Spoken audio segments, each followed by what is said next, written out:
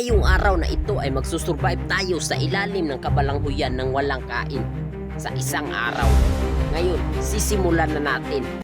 So ngayon ay nagsisimula na ang ating challenge dito sa ilalim ng kabalanghuyan. Ang ating mga kalaban dito ay tungaw, lamok at saka maraming tilas.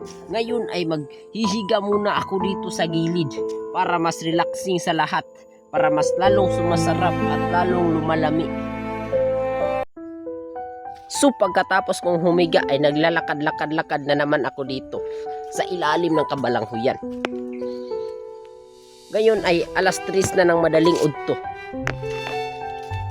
Pero wala pa rin tayong kain kasi ang challenge natin ay isang araw na walang kain sa ilalim ng kabalanghuyan.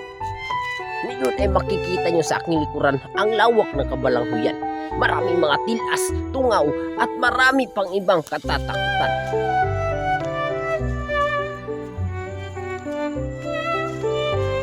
So ngayon ay dito na matatapos ang ating challenge. Kaya sa araw na ito, kayo ay